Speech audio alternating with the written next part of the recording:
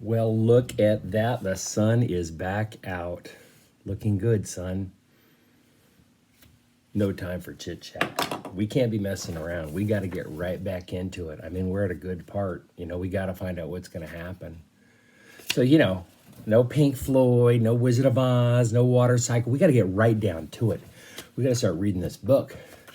Let's rewind just a little bit. Let's see. She's with the Tucks. Pa Tuck gave her this really cool little talk all about the water cycle and the lake and the river, and they're stuck on the side. They can't move forward, and you want to be a part of the big wheel. I think there was some big theme in that. Lots of symbol, too. Metaphor, it was beautiful. She can write, no doubt about it. So now the man in the yellow suit kind of comes back into it. He knows where Winnie is, and it turns out he goes, back and talks to Winnie's parents, goes to the Fosters, and as much tells him, hey, I know where she is, but you got something I want, which is, of course, the woods. They keep calling it the wood.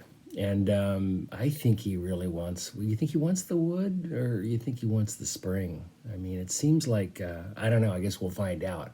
But he pretty much says, hey, I'll get Winnie if you sell me the property, and they agreed to it. So now he's got the constable who's on like a slow horse, and the man in the yellow hat's in a hurry to get there. He wants to get going. They're going to go get Winnie and I guess confront the Tucks. I'm not quite sure what's going to happen, but the constable keeps falling farther and farther behind. And well, let's just take it from here. He explained the route carefully and then dug his heels, he being the man in the yellow suit, dug his heels into the flanks of the fat old horse, cantering off into the distance, where just a hint of dawn glowed on the edges of the hills far ahead. The constable chewed on the end of his cigar. He said to his horse, "Did you get a gander at that suit of clothes?" "Oh, well, it takes all kinds, as they say." And he followed slowly after, yawning, the gap between him and the man ahead lengthening with every mile. So it looks like the man in the yellow suit might just get there before the constable. Let's find out. Here we go, part 4. I'm starting with chapter 17. Natalie Babbitt, Tuck Everlasting. For the second morning in a row, Winnie Foster woke early. Outside, in the ring of trees around the pond, the birds were celebrating, giving the new day a brass band's worth of greeting. Winnie freed herself from the twisted quilt and went to the window. Mist lay on the surface of the water, and the light was still pale. It looked unreal, and she felt herself unreal, waking where she had, with her hair wild and her dress all crumpled. She rubbed her eyes, and through the dewy weeds below the window, a toad hopped suddenly into view, and Winnie peered at it eagerly.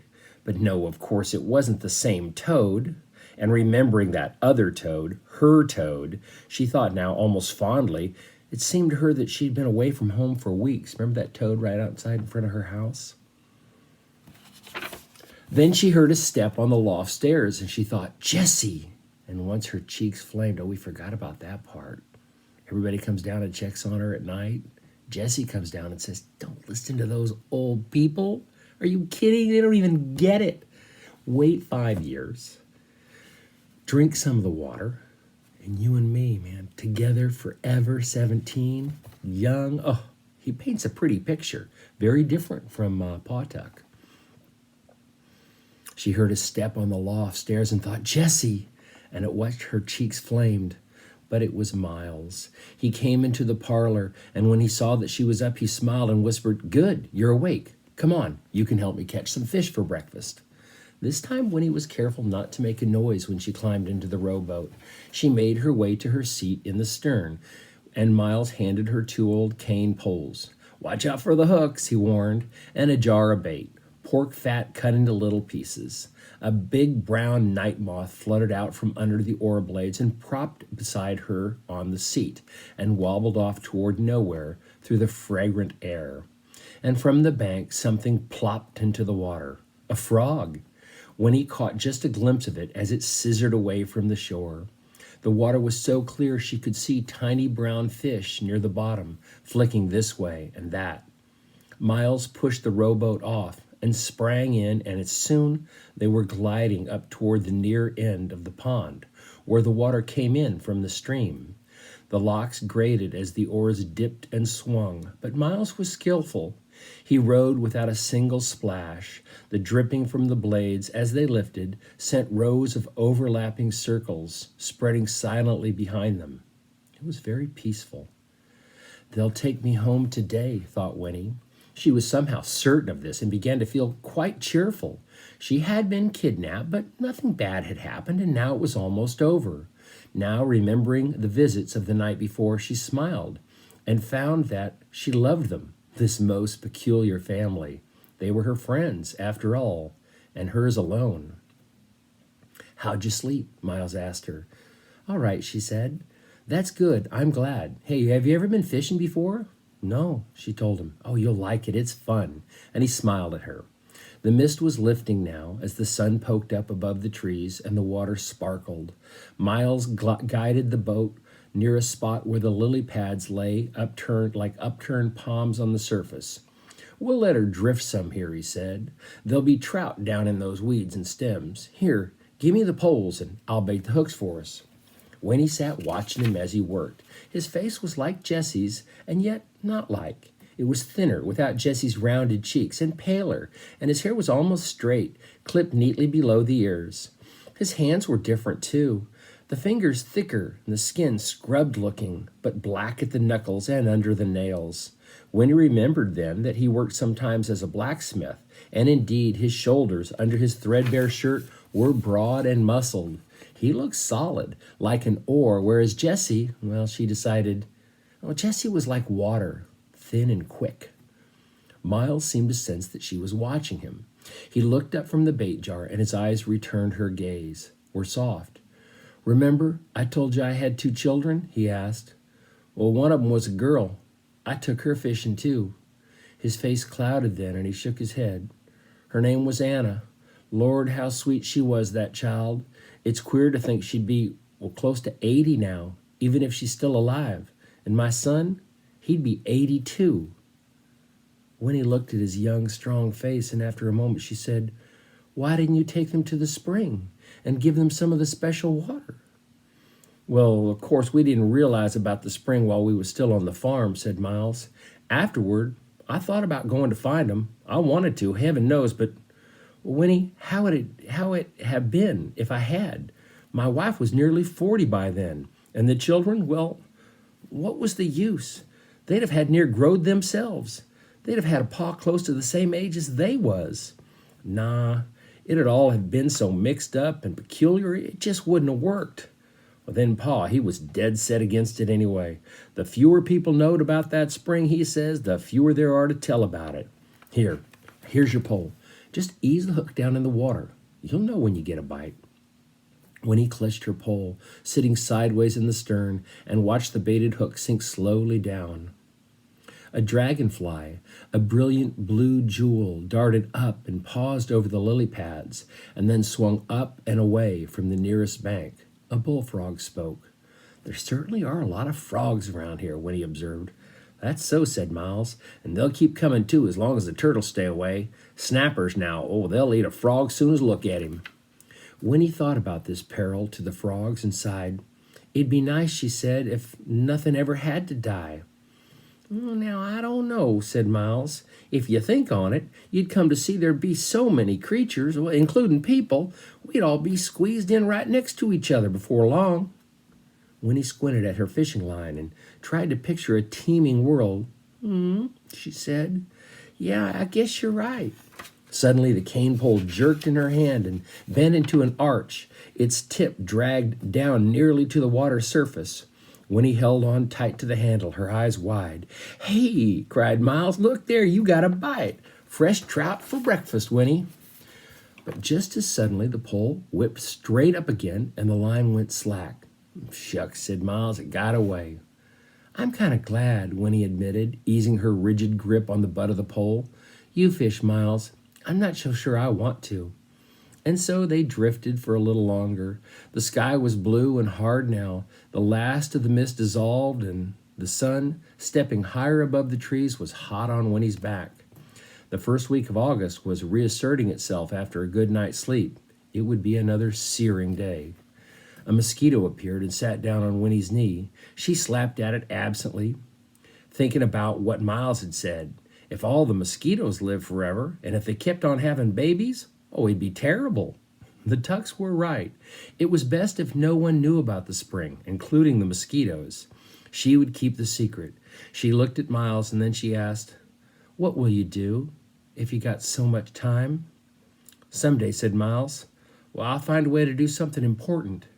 Winnie nodded. That's what she wanted.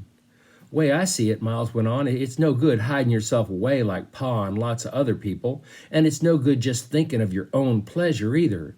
People got to do something useful if they're going to take up space in the world." "But what will you do?" Winnie persisted. "I don't know yet," said Miles. "I ain't had no schooling or nothing, and that makes it harder." And then he set his jaw and added, "I'll find a way, though. I'll locate something." Winnie nodded. She reached out and ran her fingers across a lily pad that lay on the water beside the boat.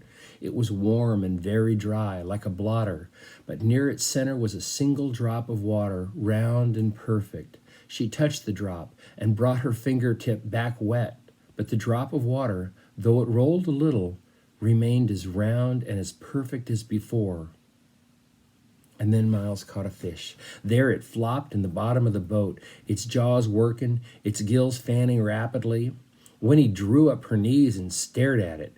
It was beautiful and horrible too, with gleaming rainbow-colored scales and an eye like a marble beginning to dim even as she watched it. The hook was caught at its upper lip, and suddenly Winnie wanted to weep. "Put it back, Miles," she said, her voice dry and harsh. "Put it back right away." Miles started to protest, and then, looking at her face, he picked up the trout, gently worked the barbed hook free. "All right, Winnie," he said. He dropped the fish over the edge of the boat. It flipped its tail and disappeared under the lily pads. "Will it be all right?" asked Winnie, feeling foolish and happy both at once. "It'll be all right," Miles assured her. And then he said, "People got to be meat eaters sometimes, though. It's the natural way. And that means killing things." "I know," said Winnie weakly, "but still." "Yeah," said Miles, "I know." I guess Natalie Babbitt's not a vegan. Or a vegetarian, I should say. Chapter 18. And so there were flapjacks again for breakfast, but no one seemed to mind. "Didn't get a bite, eh?" said May. "No," said Miles, "nothing we wanted to keep." That was true anyway, and though Winnie blushed as he said it, she was grateful he didn't explain. "Never mind," said May. You're likely out of practice. Tomorrow, maybe." "Sure," said Miles, "tomorrow." But it was the thought of seeing Jessie again that kept Winnie's stomach fluttering, and at last he came down from the loft, yawning and rosy, rubbing his curls just as May was piling up the plates with flapjacks. "Well, slug a bed," she said to him fondly, "you come near to missing breakfast. Miles and Winnie been up for hours, out fishing and back already." "Huh?" said Jessie, his eyes on Miles. "Where's the fish then? How come we got nothing but flapjacks?" "No luck," said May. "They wasn't biting for some reason." "Reason is Miles don't know how to fish," said Jessie. He grinned at Winnie, and she lowered her eyes, her heart thumping. "It don't matter," said May. "We got plenty without. Now come and get your plate, everybody." They sat about in the parlor as they had the night before. The ceiling swam with bright reflections, and sunlight streamed across the dusty, chip-strewn floor.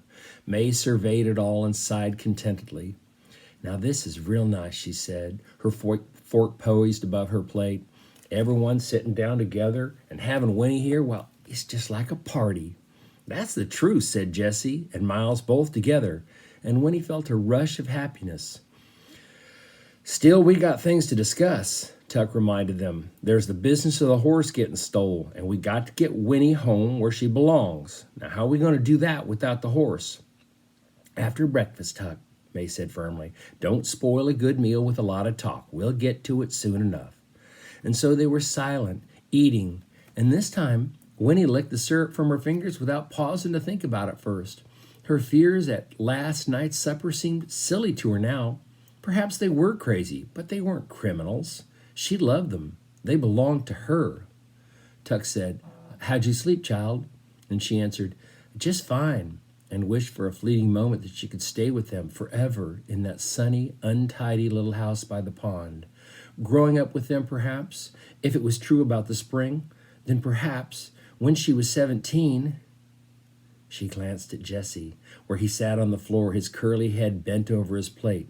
And then she looked at Miles, and then her eyes went to Tuck and lingered on his sad, creased face.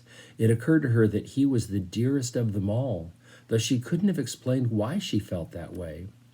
However, there wasn't time to wonder, for at that moment, someone knocked on the door. It was such an alien sound, so sudden and surprising that May dropped her fork and everyone looked up startled. "Who's that?" said Tuck. "I can't imagine," whispered May. "We ain't never had callers in all the years we've been here." The knock came again. "I'll go, Ma," said Miles. "No, you stay where you are," she said. "I'll go." She put her plate carefully down on the floor and stood up, straightening her skirts, and then she went to the kitchen and opened the door. Winnie recognized the voice at once. It was a rich and pleasant voice, the man in the yellow suit, and he was saying, "Good morning, Mrs. Tuck. Mrs. Tuck. It is Mrs. Tuck, isn't it? May I come in?" This is going to be bad. Chapter 19. The man, maybe it won't be bad. Maybe it's all going to work out. I shouldn't say that. Who knows? The man in the yellow suit came into the sunlit parlor. He stood for a moment, looking around at them all, May and Miles and Jessie and Tuck and Winnie, too. His face was without expression, but there was something unpleasant behind it that Winnie sensed at once, something that made her instantly suspicious. And yet his voice was mild when he said, "You're safe now, Winifred. I've come to take you home." "Oh, we was going to bring her back directly ourselves," said Tuck, standing up slowly. "She ain't been in no danger." "You're Mr. Tuck, I suppose?" said the man in the yellow suit. "I am," said Tuck formally, his back straighter than usual. "Well, you may as well sit down again. You too, Mrs. Tuck. I have a great deal to say and very little time for saying it." May sat down on the edge of the rocker, and Tuck sat too, but his eyes were narrowed. Jessie said uneasily, Who in tarnation do you think you—" But Tuck interrupted him. "Hush, boy. Let him speak his own piece." "That's wise," said the man in the yellow suit. "I'll be as brief as possible." He took off his hat and laid it on the mantel, and then he stood tapping his foot on the littered hearth, facing them. His face was smooth and empty. "I was born west of here," he began, "and all the time I was growing up, my grandmother told me stories. They were wild, unbelievable stories, but I believed them. They involved a dear friend of my grandmother's who married into a very odd family, married the older of 2 sons, and they had 2 children. It was after the children were born that she began to see that the family was odd. This friend of my grandmother's, she lived with her husband for 20 years, and strange to say, he never got any older. She did, but he didn't. And neither did his mother or his father or his brother. People began to wonder about that family, and my grandmother's friend decided at last that they were witches, or worse. She left her husband and came with her children to live at my grandmother's house for a short while, and then she moved west. I don't know what became of her, but my mother still remembers playing with the children. They were all about the same age. There was a son and a daughter." "Anna," whispered Miles. May burst out, "You got no call to come and bring us pain." And Tuck added roughly, "You got something to say, you better come to the point and say it." There now," said the man in the yellow suit. He spread his long white fingers into a soothing gesture. "Hear me out. As I've told you, I was fascinated by my grandmother's stories. People who never grew older. It was fantastic. It took possession of me. I decided to devote my life to finding out if it could be true, and if so, how and why. I went to school. I went to university. I studied philosophy, metaphysics, even a little medicine. None of it did me any good. Oh, there were ancient legends, but nothing more. I nearly gave up. It began to seem ridiculous, a waste of time. I went home. My grandmother was very old by then. I took her a present one day, a music box, and when I gave it to her, It reminded her of something. The woman, the mother of the family that didn't grow old, she had a music box. May's hand went to her pocket of her skirt. Her mouth opened and then she shut it again with a snap. That music box played a very peculiar tune. The man in the yellow suit went on. My grandmother's friend and her children, Anna? Was that the daughter's name? They had heard it so often that they knew it by heart. They taught it to my mother during the short time they lived in the house. We talked about it then, all those years afterward, my mother, my grandmother, and I. My mother was able to remember the melody finally. She taught it to me. It was nearly 20 years ago now, but I kept it in my head. It was a clue. The man in the yellow suit folded his arms and rocked a little. His voice was easy, almost friendly. During those 20 years, he said, I worked at other things, but I couldn't forget the tune or the family that didn't grow older. They haunted my dreams. So a few months ago, I left my house and I started out to look for them, following the route that they were said to have taken when they left their farm. No one I asked along the way knew anything. No one had heard of them, and no one recognized their name. But 2 evenings ago, I heard that music box. I heard that very tune, and it was coming from the Foster's wood. The next morning, early, I saw the family at last taking Winifred away. I followed, and I heard their story. Every word. May's face drained of color. Her mouth hung open, and Tuck said hoarsely, What are you going to do? The man in the yellow suit smiled. The Fosters have given me the wood, he said, in exchange for bringing Winifred home. I was the only one who knew where she was, you see, so it was a trade. Yes, I followed you, Mrs. Tuck, and then I took your horse and I went directly back.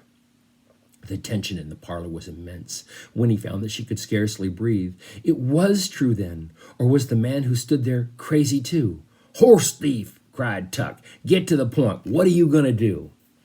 It's very simple, said the man in the yellow suit, and as he said this, the smoothness of his face began to loosen a little.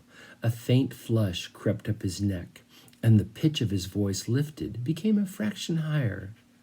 Like all magnificent things, it's very simple. The wood and the spring belong to me now. He patted his breast pocket. I have a paper here, all signed and legal to prove it. I'm going to sell the water, you see. You can't do that, roared Tuck. You got to be out of your mind. The man in the yellow suit frowned. Oh, but I'm not going to sell it to just anybody, he protested. Only to certain people.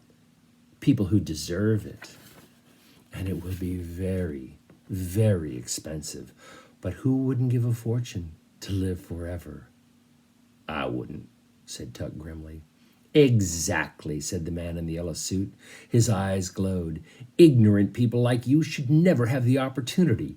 It should be kept for certain others and for me. However, since it's already too late to keep you out, you may as well join me in what I'm going to do. You can show me where the spring is and help me to advertise. We'll set up demonstrations, things that would be fatal to anybody else but won't affect you in the least. I'll pay for your assistance, of course. It won't take long for the word to spread, and then you can go your way. Well, what do you say? Jessie said dully. Freaks. You want us to be freaks in a patent medicine show. The man in the yellow suit raised his eyebrows and a nervous petulance came to his voice.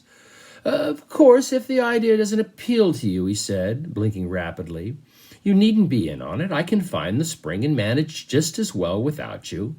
But it seemed the gentlemanly thing to make the offer. After all, he added, looking round at the cluttered room, it would mean you could afford to live like people again, instead of pigs. And that was when the tension burst. All four Tucks sprang to their feet at once while Winnie, very frightened, shrank back in her chair. Tuck cried, You're a madman, a loony. You can't let no one know about that water. Don't you see what would happen? I've given you your chance, shrilled the man in the yellow suit, and you've refused it. He seized Winnie roughly by the arm and dragged her up and out of their chair. I'll take the child and be on my business. Tuck began to rave now, his face stretched with horror. "Madman!" he shouted, and Miles and Jesse began to shout too. They crowded after the man as the man in the yellow suit dragged Winnie through the kitchen to the door. "No," she was screaming, for now, at last, she hated him. "I won't go with you, I won't." But he opened the door and pushed her out in front of him. His eyes were like blind fire points, his face twisted, and then the shouting behind them stopped abruptly, and in the midst of the sudden silence came May's flat voice. "You leave the child be," she said. When he stared, May was standing just outside the doorway. She held Tuck's long-forgotten shotgun by the barrel, like a club. The man in the yellow suit smiled, a ghastly smile. "I can't think why you're so upset. Did you really believe you could keep the water all for yourselves? Your selfishness is really quite extraordinary, and worse than that, you're stupid. You could have done what I'm about to do long ago. Now it's too late. Once Winifred drinks some of the water, she'll do just as well for my demonstrations. Even better. Children are much more appealing anyway, so you may as well relax. There's nothing you can do to stop me." But he was wrong. May lifted the shotgun. Behind her, Miles gasped, "Ma, no!" But May's face was dark red. "Not Winnie," she said between her clenched teeth. "You ain't going to do a thing like that to Winnie, and you ain't going to give out the secret." Her strong arms swung the shotgun round her head like a wheel. The man in the yellow suit jerked away, but it was too late. With a dull cracking sound, the stock of the shotgun smashed into the back of his skull. He dropped like a tree, his face surprised, his eyes wide open. And at that very moment, riding through the pine trees just in time to see it all, came the Tree Gap Constable. Did she kill him? Did the sheriff guy see it? What is going to happen to May? What's going to happen to Winnie?